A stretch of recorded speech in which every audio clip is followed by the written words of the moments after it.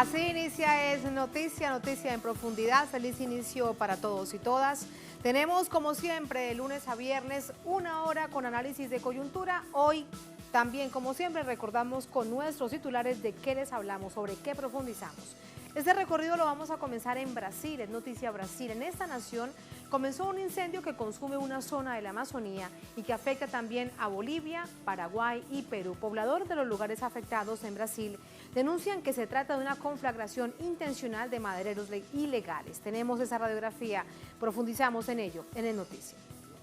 Segundo tema que es noticia, Argentina, gobierno con presidente a bordo, con el presidente Macri, analiza la debacle económica de su modelo. Es la primera reunión de Cambiemos tras la derrota en las primarias y ya sin el ministro que operó el endeudamiento con la banca mundial. Nicolás Dujovne se fue y dejó una carta que indigna a muchos. Hay múltiples repercusiones, veremos por qué. Tercer tema que es noticia, España, rifirrafe diplomático, señalamientos a Salvini, el ministro de Interior de Italia, críticas a la tripulación del Open Arms, pero nada de soluciones. Así, un centenar de migrantes a bordo del buque de rescate humanitario siguen a la deriva en el día 19, una situación que se torna desesperada y la Unión Europea guarda silencio. Tenemos el análisis de todo esto en Noticia que así comienza. Bienvenidos, bienvenidas.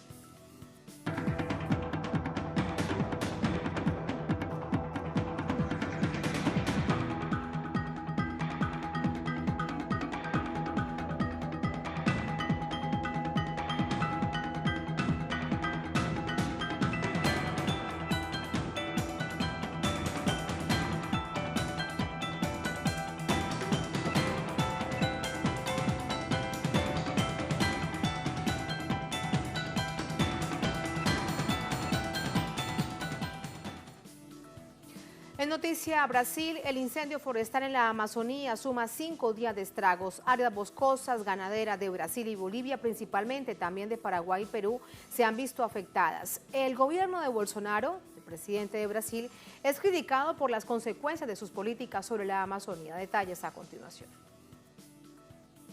En 5 días el fuego ha arrasado con casi 500.000 hectáreas entre Brasil y Bolivia, las zonas más afectadas, propagándose hacia Paraguay y Perú.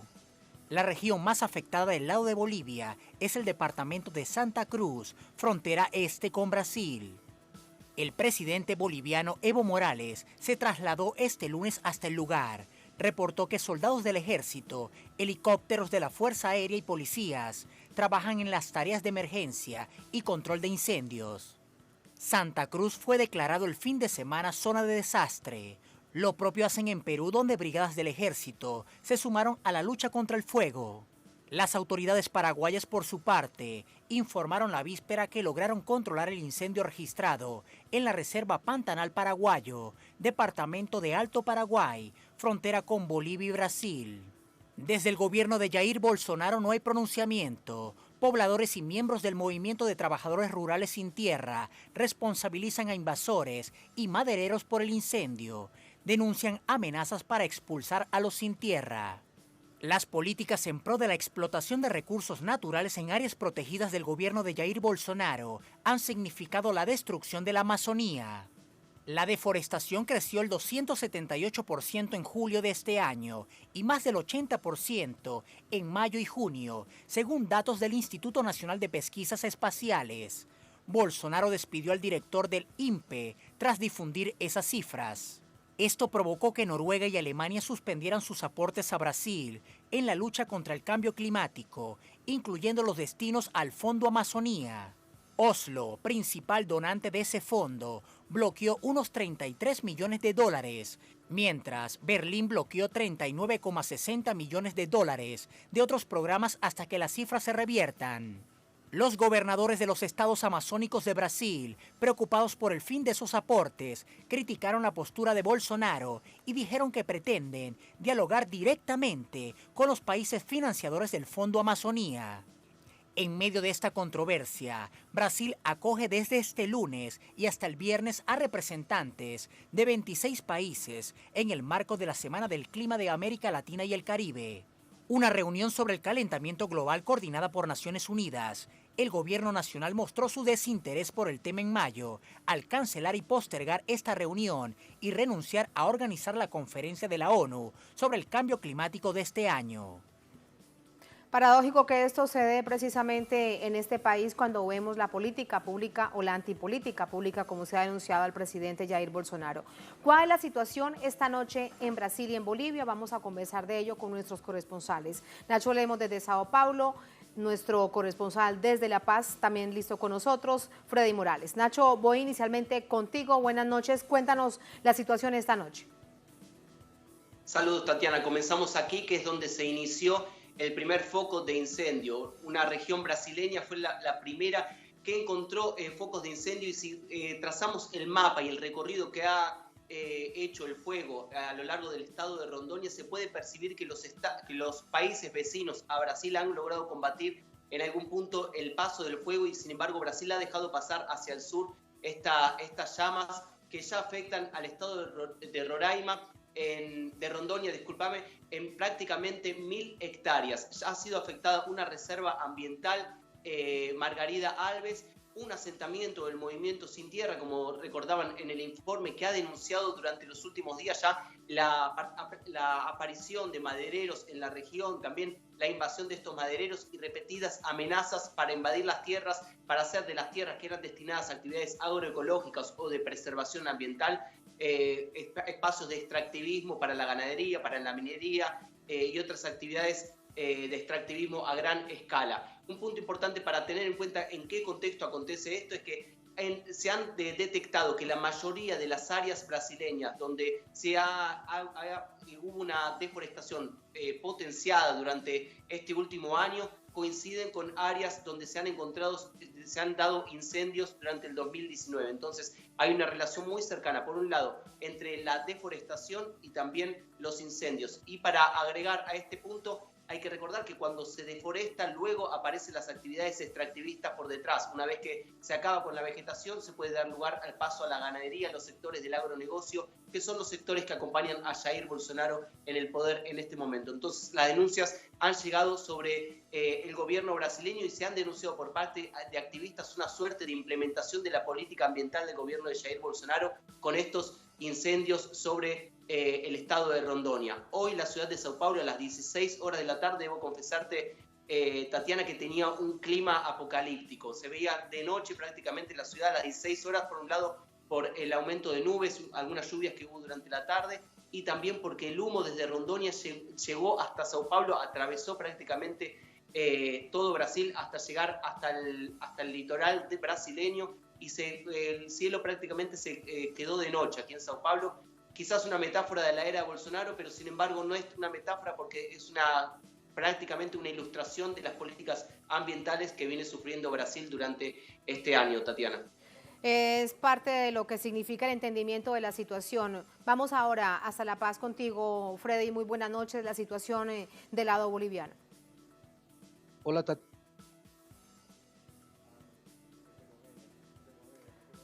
Rápidamente vamos a ubicarnos de nuevo con nuestro corresponsal Freddy Morales desde La Paz. Muy importante tener el entendimiento, la claridad de lo que sucede desde el lado boliviano, que vemos cómo comienza a verse afectado con el paso de las horas. Esta mañana llegaba hasta allí, lo teníamos ya también reseñado, el presidente Evo Morales.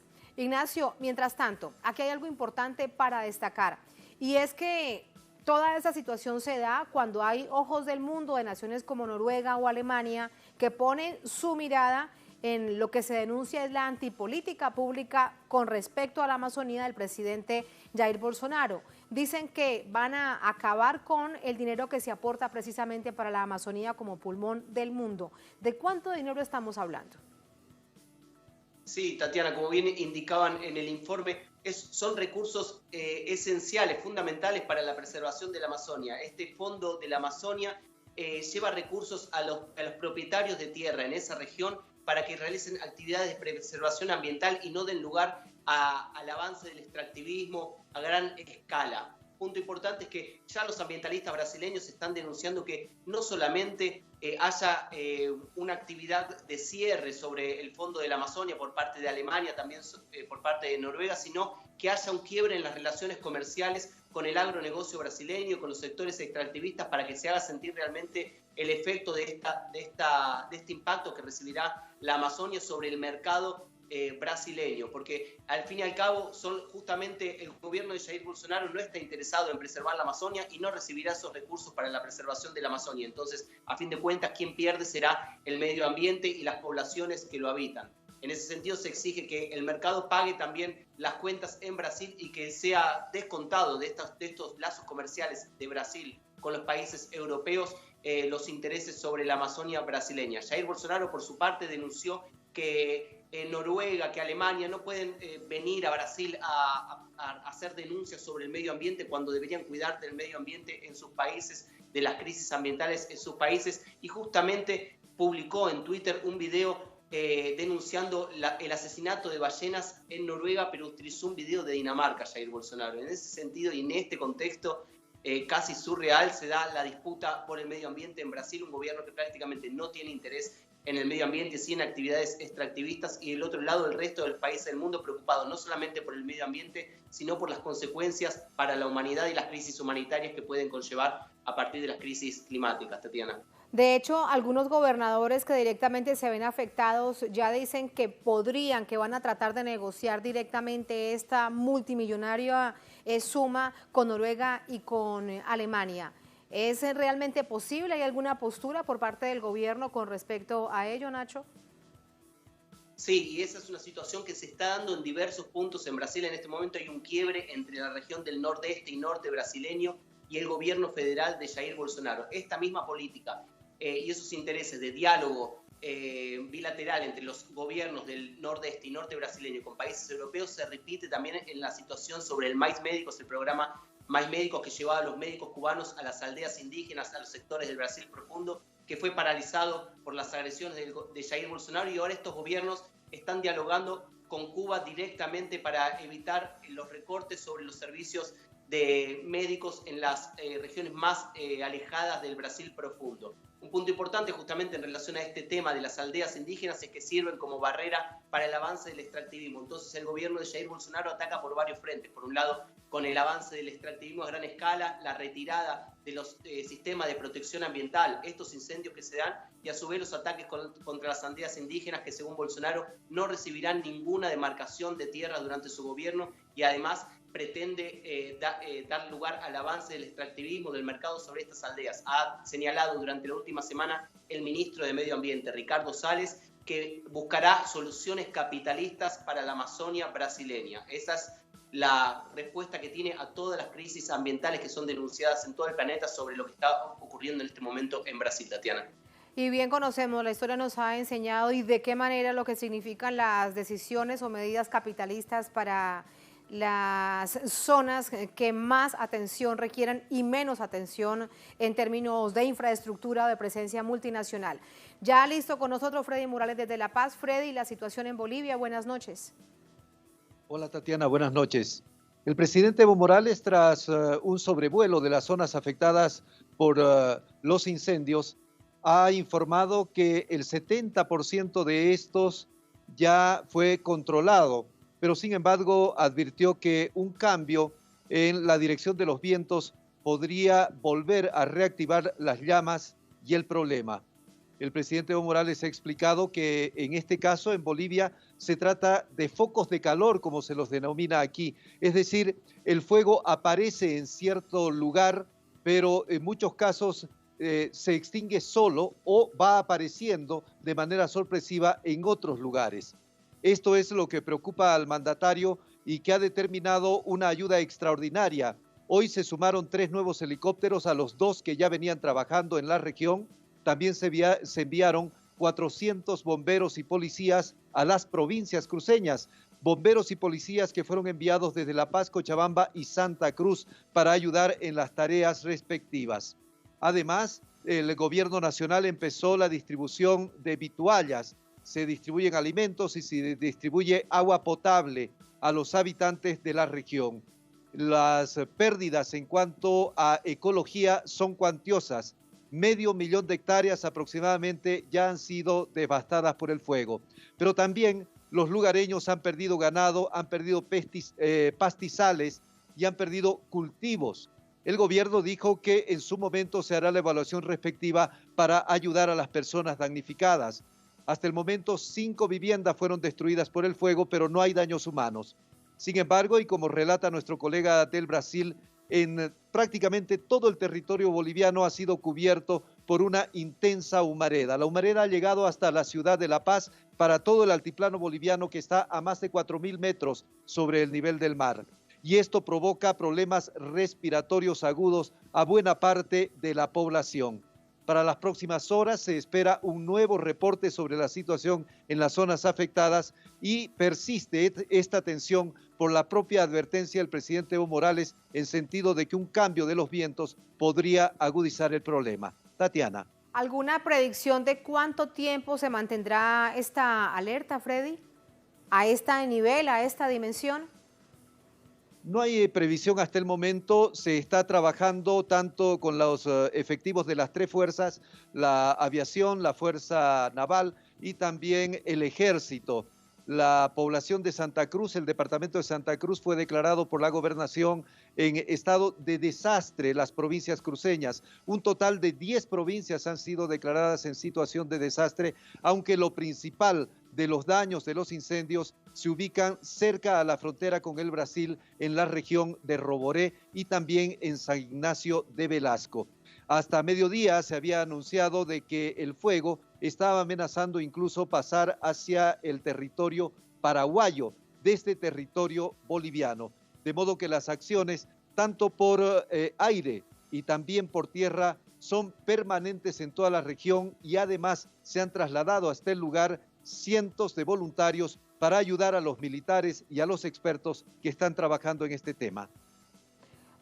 Freddy, quédate con nosotros, regresamos contigo, Nacho, hasta Sao Paulo para preguntarte además sobre la misma situación de las pérdidas de animales, esto que específicamente nos relata y nos detalla de una manera tan clara. Freddy, ¿existe algún balance de ese tipo en las zonas afectadas en Brasil?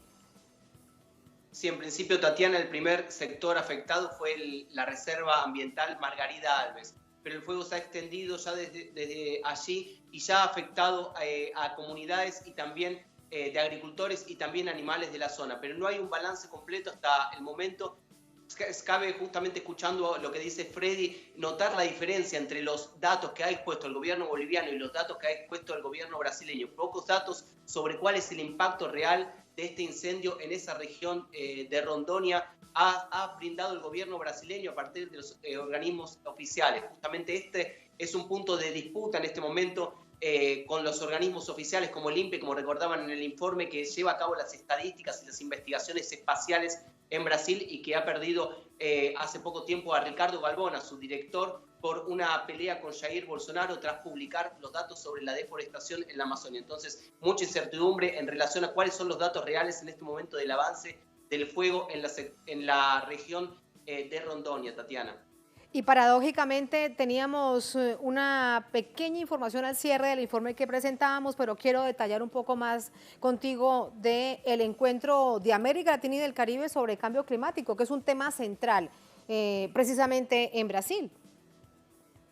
Justamente, y antes nombrabas cuál es la disputa en este momento entre los estados del nordeste brasileño y el gobierno de Jair Bolsonaro. Bueno, el gobierno de Jair Bolsonaro se negó a realizar este encuentro del cambio climático y sin embargo en Bahía, en Salvador de Bahía, se han negado a seguir las directrices de Jair Bolsonaro y le han dado lugar a este encuentro para que se lleve a cabo justamente en este momento. Y paradójicamente ocurre mientras se lleva a cabo mientras tiene lugar este incendio en Rondônia, afectando al medio ambiente y ya teniendo impacto sobre todo el sudeste brasileño, Tatiana. Esa es la situación. Freddy, regresamos contigo. ¿Alguna autoridad nacional se queda en Santa Cruz? Ya sabemos, bien nos detallabas, el presidente estuvo hoy en la mañana entregando ayuda humanitaria, atendiendo la situación, se espera balance, altas autoridades que se queden allí ante la situación y sobre todo, como bien dices, es imprevisible lo que pueda suceder en próximas horas producto de los vientos. Así es, Tatiana. El ministro de Defensa ha montado su cuartel de trabajo permanente en las provincias cruceñas. Hay 2 puntos de atención para los damnificados y para toda la región en el departamento de Santa Cruz y están en las provincias. Uno es en San José, que la semana pasada sufrió los embates del fuego, y el otro está en Roboré, casi frontera con el Brasil precisamente, que es el otro campamento que se ha montado a nivel de militares y de defensa civil para atender toda la emergencia. Uno de los problemas principales que hay para el trabajo de los helicópteros es la poca profundidad de las lagunas que existen en la región. La poca profundidad del agua provoca problemas para que los helicópteros puedan levantar el agua e ir y rociarla sobre los lugares donde se están produciendo los incendios. También, Tatiana, es bueno señalar que el presidente Evo Morales abrió hoy la posibilidad de un debate nacional sobre esto de las quemas o chaqueos para habilitar los campos de cultivos para la próxima siembra. El presidente ha recordado que él mismo es un pequeño agricultor, como se los denomina aquí, y que son estos pequeños agricultores quienes tienen mayor necesidad de realizar este tipo de deshierve de sus áreas para volver a sembrar nuevamente. Pero señaló que de todos modos, a partir de ahora se abrirá un debate y un análisis sobre la posibilidad de suspender en adelante algunas autorizaciones para que se realice este tipo de desbosque. Porque esa es la realidad, cómo afecta en medio de una situación global, de una situación mundial del cambio climático, que quieran algunos gobiernos como el de Brasil, es una realidad.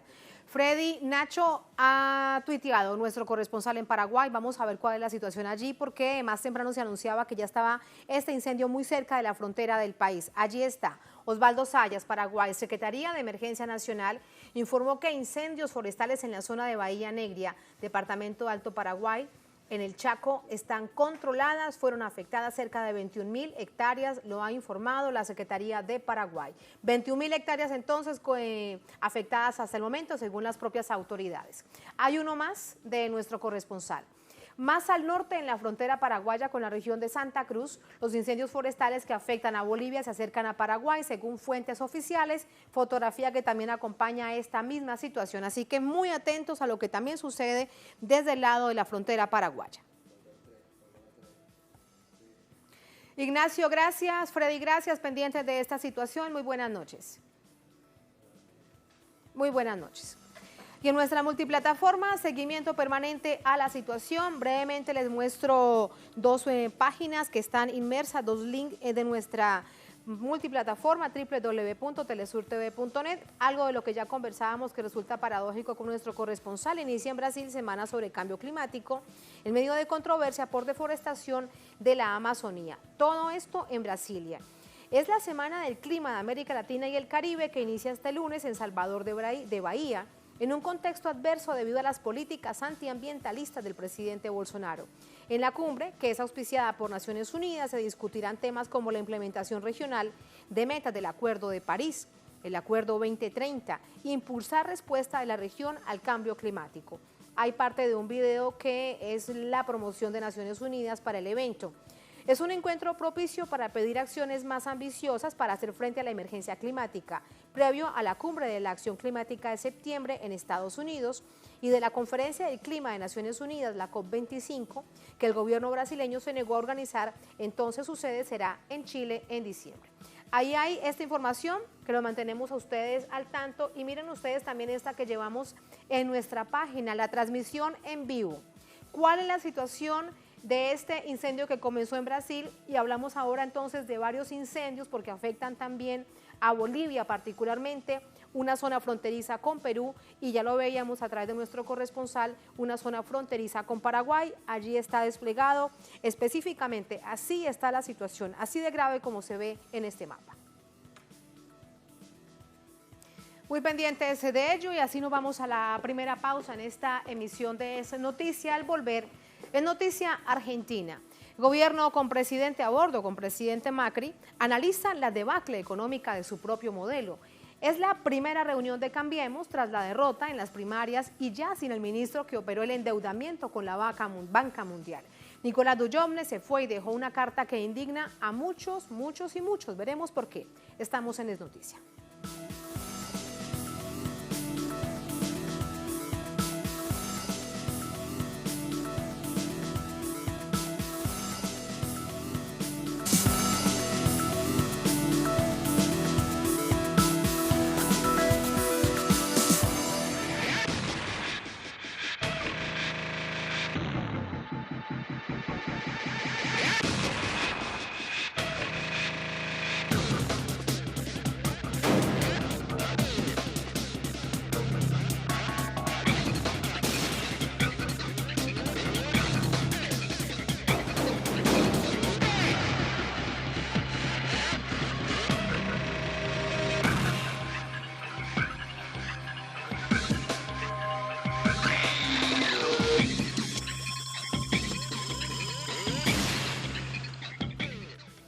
En noticia argentina, el gobierno con presidente a bordo comenzó la semana con un encuentro para analizar la debacle económica del modelo que impuso hace ya casi 4 años. Es la primera reunión de Cambiemos tras la derrota en las primarias y ya sin el ministro que operó el endeudamiento con la banca mundial, particularmente con el Fondo Monetario Internacional. Nicolás Dujovne, a través de una contradictoria carta, asume la necesidad de renovación del actual gobierno, pero asegura que hicieron bien las cosas. Detalles a continuación. Nicolás Dujovne, ministro de Hacienda de la Nación, decidió desvincularse de sus funciones al frente de la economía del país mediante una carta enviada al presidente Mauricio Macri. En 4 cortos párrafos, el exministro expuso los motivos que llevaron a su renuncia tras 2 años de gestión administrativa. Luego de una semana llena de desconciertos producto de las políticas económicas de emergencia de la administración de Mauricio Macri, Dujovne resaltó que la gestión liderada por el presidente necesita una renovación significativa en el área económica. No sin dejar de resaltar una secuencia de acciones que presume fueron un éxito. En uno de sus párrafos dice, para contribuir a la construcción de una Argentina distinta, moderna, integrada al mundo, plural y con los equilibrios macroeconómicos necesarios para un desarrollo sustentable. Sin coincidir con el desplome del peso frente al dólar, la caída de las reservas, el aumento del riesgo país y el descontrol en los costos de los servicios básicos, el exministro parece asumir las contradicciones de su gestión. Su reemplazo es Hernán Lacunza, reciente subsecretario de Política y ministro de Economía de Buenos Aires. El nuevo negociante para los acuerdos adquiridos con el Fondo Monetario Internacional es señalado por analistas de ser cómplice de la política económica del actual gobierno al sobreendeudar la provincia y desfinanciar la educación, la salud y sus municipios. Los datos lo confirman. Un nuevo informe del Centro de Educación, Servicios y Asesoramiento al Consumidor CECIAC determinó que tan solo en Buenos Aires el aumento en los gastos del hogar se hace cada vez más difícil de cubrir para los ciudadanos bonaerenses. Una familia promedio necesita mensualmente al menos $1.300 para el pago de los servicios básicos del hogar como salud, transporte y educación, y más de $300 para la compra de productos de consumo masivo que incluye alimentación e higiene. Tuvimos un debate interno con el equipo de producción de noticias si realmente esa cifra era real. Bueno, resulta que sumamos, dividimos, multiplicamos y esa cifra es real. Vamos a conversar de todo ello con nuestro invitado. Guillermo Glietti, doctor en Economía, subdirector de CELAC, Centro de Economía Latinoamericana de Geopolítica, con nosotros desde Buenos Aires. Guillermo, ¿cómo estás? Muy buenas noches. Hola Tatiana, buenas noches a todos.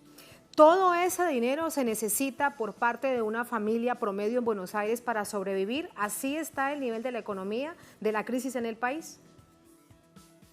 Sí, sin duda, hay un nuevo fenómeno en el país que no veíamos desde hace muchos años, que es el de la clase de los trabajadores pobres. Es decir, trabajadores que tienen trabajos formales y no pueden llegar a fin de mes.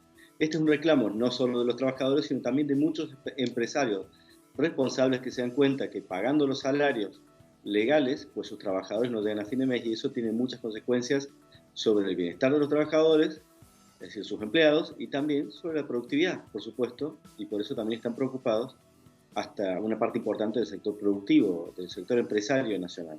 Sí, tenemos un grave problema, no solo se manifiesta en la pobreza entre la población más urgida, más con la situación de marginalidad tremenda que hoy en día atraviesa la ciudad de Buenos Aires, por ejemplo, donde muchas familias, pero muchísimas familias, miles de personas viven en la calle porque no pueden cumplir con sus compromisos, no pueden pagar los costos de alquiler, etcétera, y no tienen más recursos que recurrir a la calle o a ayudas públicas que les permitan, a las escasas ayudas públicas que les permitan cierto cobijo. Así que estamos en una situación bastante dramática y todo agudizado tras estas elecciones del 11 de agosto.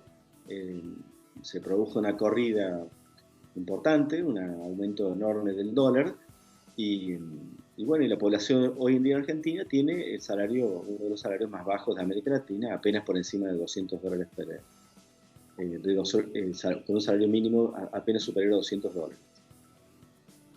Esta es la pesada herencia que nos ha dejado la gestión de Nicolás Duchovne, que sucedió a Prat Gay al frente de la cartera del Ministerio de Hacienda. Sí, y esto se refleja también en el resto del país. Veíamos que el estudio particularmente detallaba la situación en Buenos Aires, pero si revisamos el resto de la nación, ¿es una situación similar? Es un problema federal, por supuesto que hay zonas más afectadas que otras. De la misma forma que en Capital Federal hay zonas que son donde la población que reside tiene fuentes de ingresos estables, seguras, pues la vivienda es afordable por esos niveles de ingresos y por lo tanto no en todas las zonas de Capital Federal se percibe un malestar.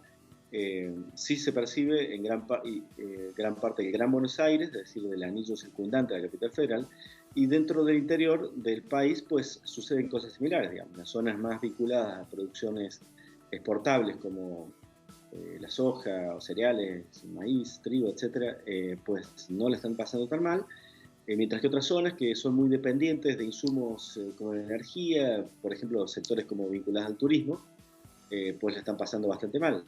Acabo de visitar una ciudad muy famosa en nuestro país, que se llama Bariloche, y pues sí, la población de esa ciudad, que tiene una gran población que vive en una condición bastante precaria, en un clima muy hostil, pues sí, me hace pensar de que es un problema federal, salvo excepciones.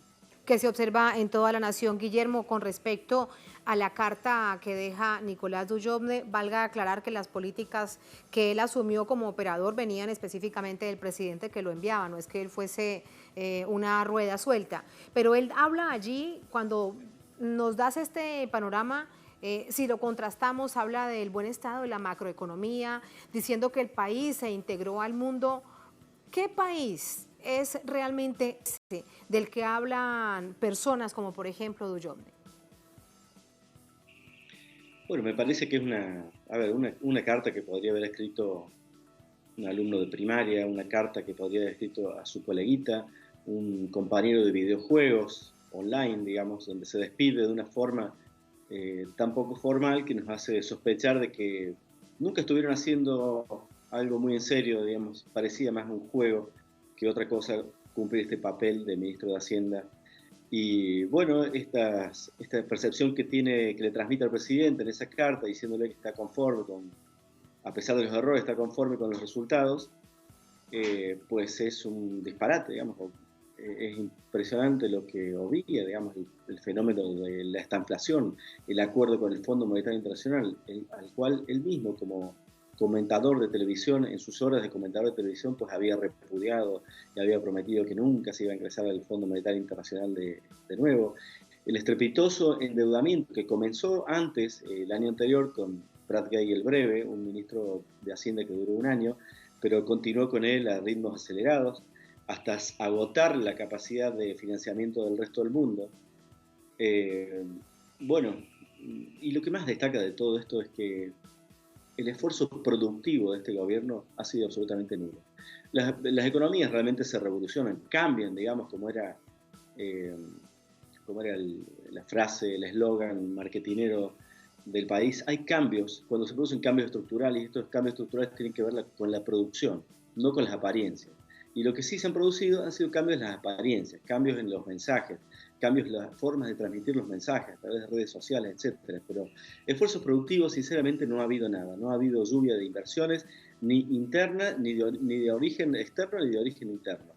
Y la economía hoy está absolutamente estancada y el proceso de inflación está desatado.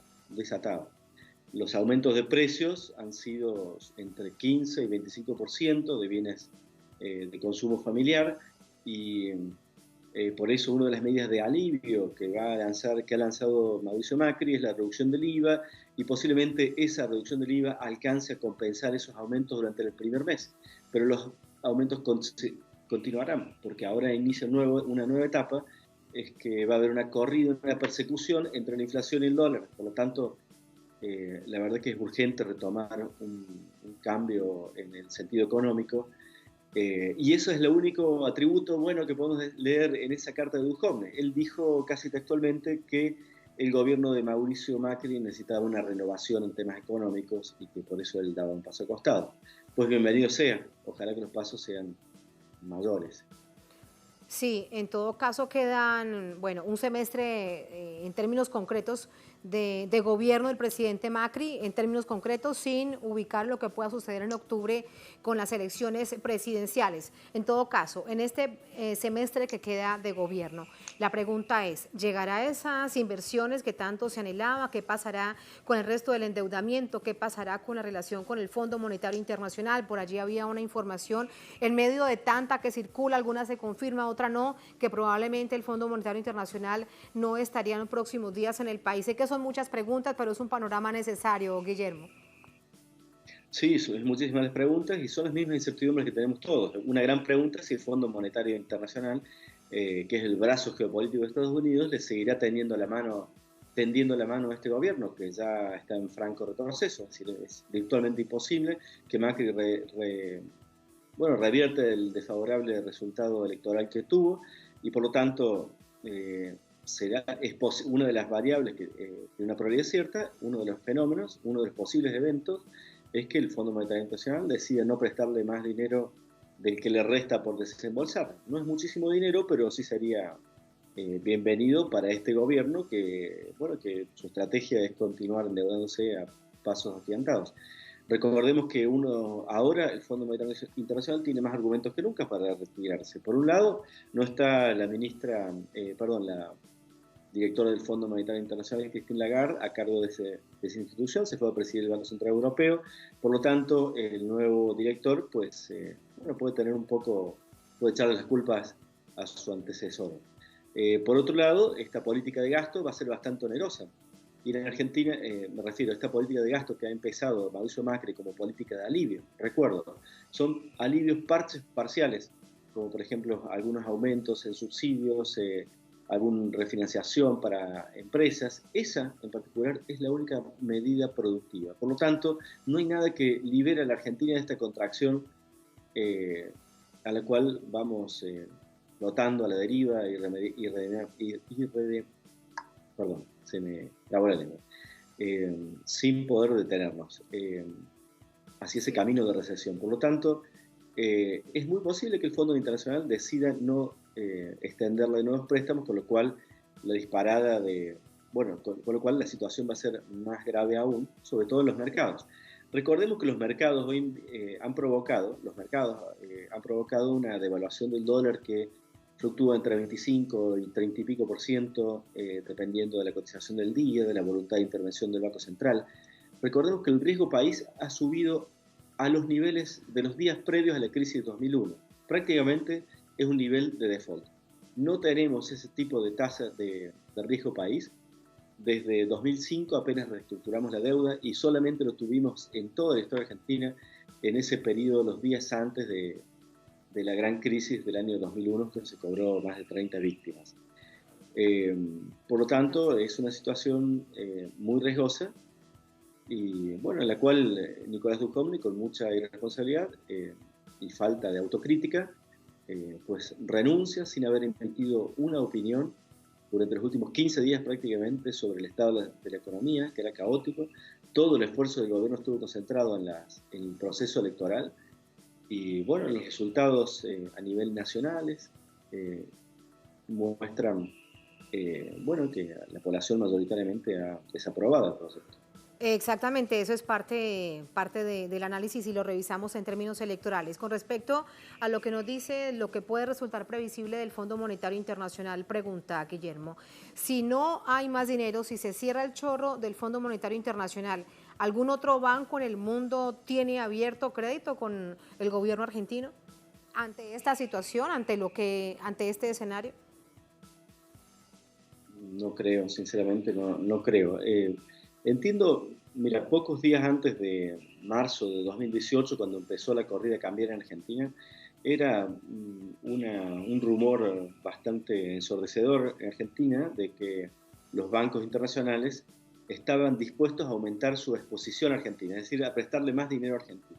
Y uno de los motivos, investigamos, uno de los motivos por los cuales la banca quería seguir prestando a Argentina era pues porque con el diseño actual de los bonos globales, es decir, los bonos que emitió Mauricio Macri para endeudarse con el mercado voluntario, pues era muy difícil hacer una renegociación de esa deuda, porque tenía, entre otras cosas, unos criterios de cláusulas de acción colectiva muy exigentes, es decir, un porcentaje muy alto de acuerdos entre los acreedores para que fuera dado por bueno cualquier proceso de renegociación.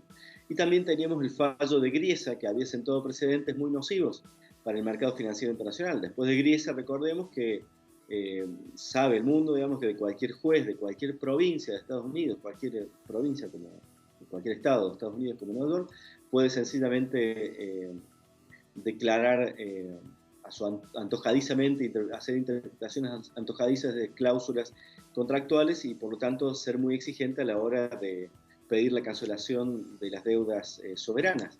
En este caso, el fallo de Griesa obligó a Argentina a pagar con las tasas de interés más punitorias, con las condiciones más exigentes para Argentina, a pagar los costos de los juicios, los costos de los abogados.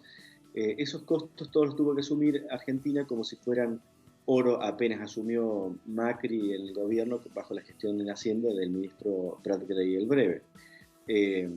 Esos antecedentes explicaban hacia marzo de 2018 de que la banca internacional estuviera muy dispuesta a prestarle a Argentina. Pues muy poco tiempo después eso se detuvo. Es decir, que no le quedó más recurso a Argentina que endeudarse con la banca institucionalizada, con el Fondo Monetario Internacional. Lo cual aumenta, claro, sí. te entiendo, lo cual aumenta aún más entonces el nivel de preocupación en este momento ante el riesgo país.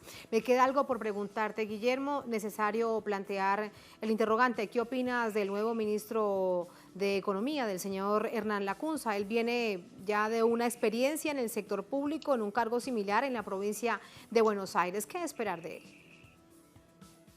Bueno, recordemos que la provincia de Buenos Aires fue quizás una de las provincias más perjudicadas por este modelo. Si pudiéramos medir el desempeño económico de esta gestión de Mauricio Macri en términos de resultados electorales desfavorables, le fue peor a la provincia de Buenos Aires que al conjunto del país, porque en la provincia de Buenos Aires el candidato a la gobernación de la provincia, Axel Kicillof, sacó un porcentaje superior al 52%, mientras que a nivel nacional sacó 59%. No tengo demasiada información sobre el señor Lacunza. Sé que no ha sido diferente a la gestión en el resto del país, pero también sé de que el gobierno, digamos en particular, el proceso de endeudamiento de la provincia fue muy similar al proceso de endeudamiento de la nación. Pero esto en parte se explica porque era tal la vocación favorable al endeudamiento a nivel nacional que desde la nación se promovía que distintos distritos, provincias y municipios se endeuden también con el extranjero de forma de que entre todos pudieran aumentar la deuda nacional. Hoy en día hay pequeños municipios, por ejemplo cordobeses como Río Cuarto, una ciudad de Córdoba, que están altamente endeudados, en parte siguiendo esta política responsable que recomendaban desde la nación. Por lo tanto, si bien hubo un gran endeudamiento en la provincia de Buenos Aires, pues no sé si era motu propio o un impulso que le daban desde la nación. No me atrevo a darte más información al respecto, hay que tomar un poco las cosas con calma, son momentos duros para el país y es mejor poner paños fríos para que la población no sufra más las consecuencias de estas irresponsables políticas económicas. No más incertidumbre de la que ya existe. Gracias, Guillermo. Un placer y muy buenas noches. Gracias. Gracias a ustedes. Así nos vamos a la segunda, última pausa en esta emisión de Noticia. Al volver, salimos de la frontera de América Latina, en Noticia España y la Unión Europea. Rifirrafes diplomáticos, señalamientos a Salvini, el ministro de Interior de Italia, críticas a la tripulación del Open Arms, pero nada de soluciones. Así, un centenar de migrantes a bordo del buque de rescate humanitario de bandera española siguen a la deriva. Están en el día 19. La situación se torna desesperada y la Unión Europea guarda silencio. Tenemos ese panorama, tenemos el análisis al volver. Estamos en el Noticia.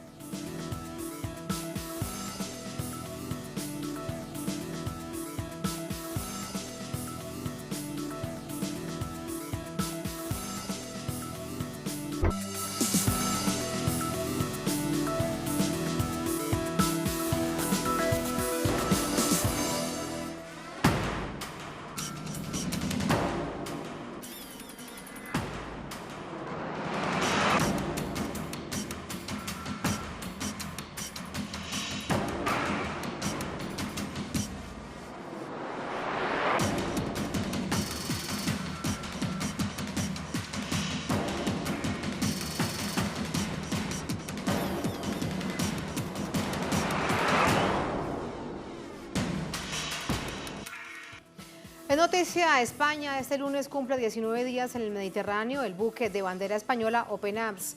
La situación de los 107 refugiados a bordo es cada vez más dramática. Los voluntarios exigen un puerto seguro ya. El capitán del navío, Marreik, afirma que las condiciones para seguir en el mar en este momento ya son insostenibles. Tenemos esos detalles a continuación. El Open Arms pide al ministro del Interior italiano Matteo Salvini que permita el desembarco en el puerto de Lampedusa, pero la respuesta sigue siendo no. Por esto, la vicepresidenta española en funciones, Carmen Calvo, acusó la posibilidad de denunciar a Italia ante el Tribunal Internacional de Derechos de Mar de Hamburgo. En Instagram, la jefa de la misión a bordo, Anabel Montes, apeló por el carácter humano y enfatizó en los derechos psíquicos de las personas a bordo por su condición crítica de salud. Todas estas personas tienen que ser desembarcadas en el puerto seguro más cercano, que es eso de allí, 800 metros.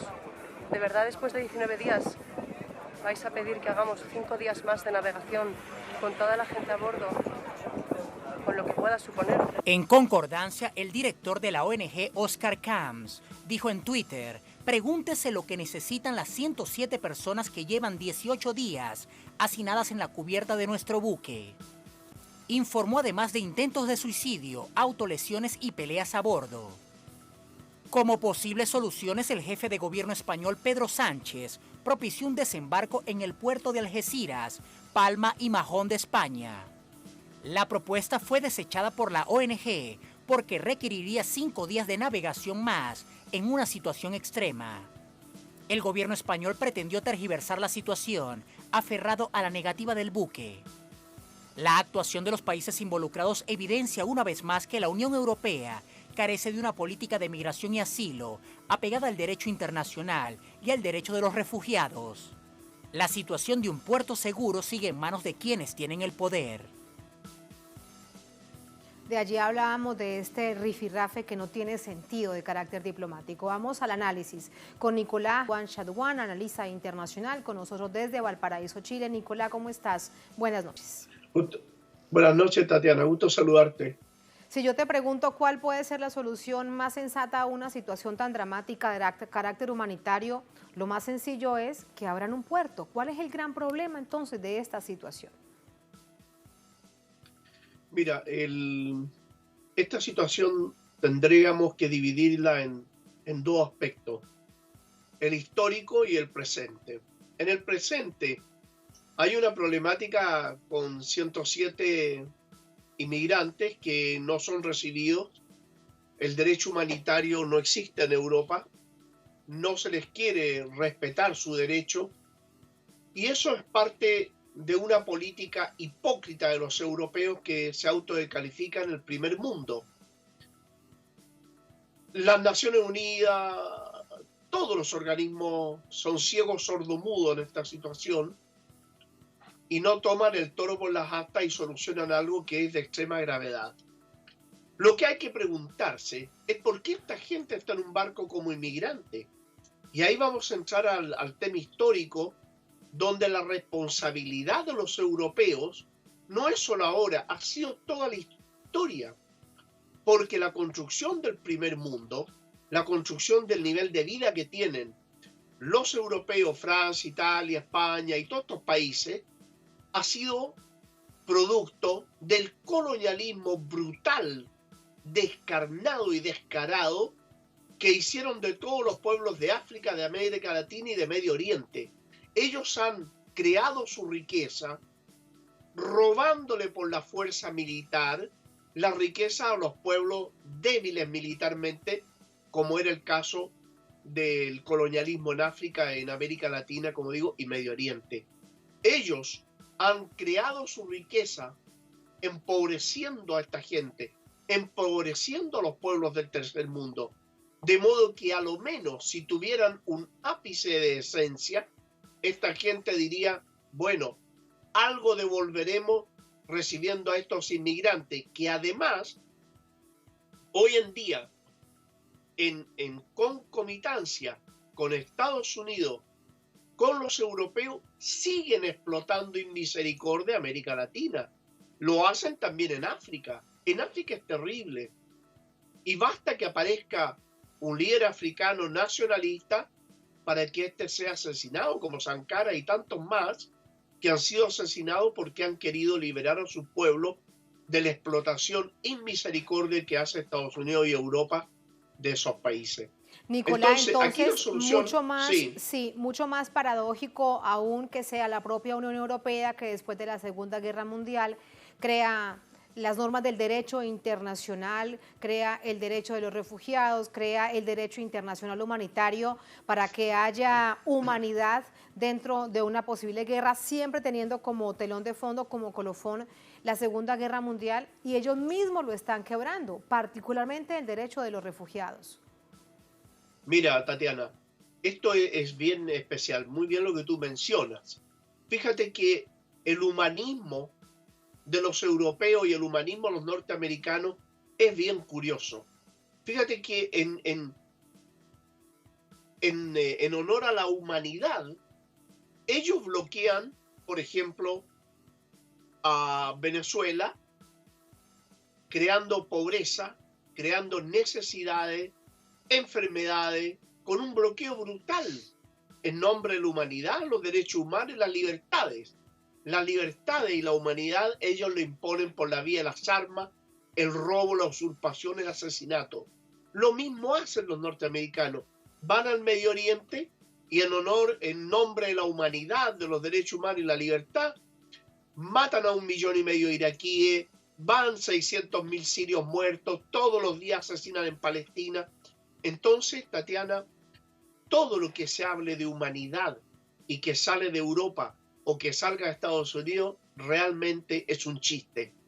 Lo que ocurre acá es que para ellos no es negocio recibir estos tipos de inmigrantes. Ellos no los tienen porque el racismo que ellos también tienen y profesan no les permite recibir a esta gente que ellos consideran de un submundo, del tercer mundo. Ellos consideran al tercer mundo como un submundo de gente inferior.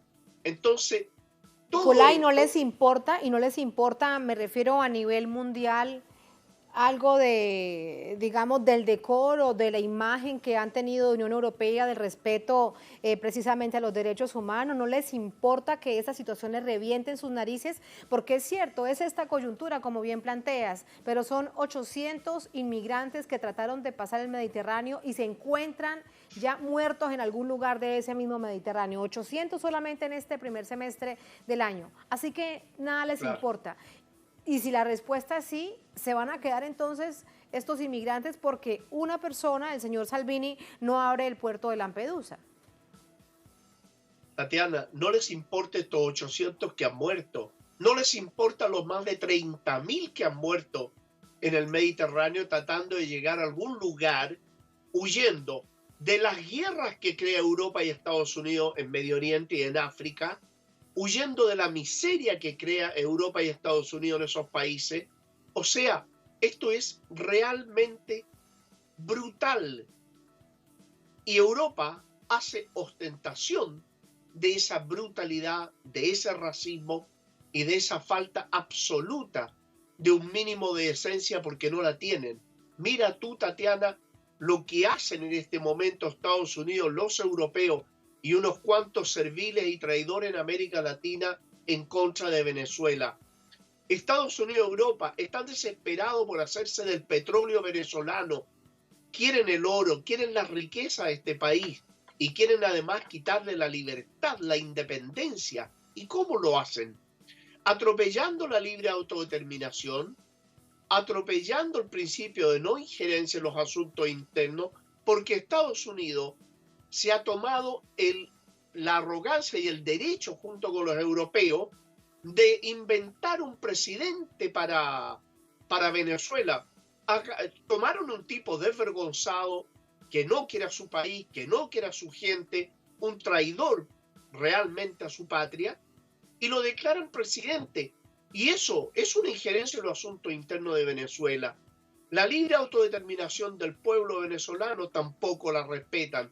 No respetan el derecho a la vida porque le confiscan los medicamentos, se roban el dinero que han puesto los venezolanos para comprar medicamentos, le impiden la llegada de las medicinas y además de los alimentos. Vale decir, Tatiana, el concepto de humanismo de los europeos y los norteamericanos es realmente lo más cercano a lo criminal. En ese sentido, yo prefiero los animales, creo que son un poco más civilizados que estos europeos y estos norteamericanos. Desgraciadamente. Dos ejemplos, sí, dos ejemplos que nos planteas y de fondo el quiebre del derecho internacional, que ellos mismos crearon, que nos lo entregaron a los países, como llaman potencias y las periferias, y ellos mismos lo han fracturado. Nicolás, se nos acaba el tiempo lamentablemente, un placer como siempre y muchas gracias. No, gracias a ti, Tatiana, que estés muy bien. Muchísimas gracias. Gracias también a ustedes. Ponemos punto final a esta emisión de Noticia. Cerramos nuestra pantalla tradicional. Nos quedamos en redes sociales, @Noticia Telesur, @Tatiana Telesur. Durante esta jornada, otro hecho fue noticia. En términos geopolíticos, muy importante lo que allí pasó. Con eso lo dejamos. Hasta mañana.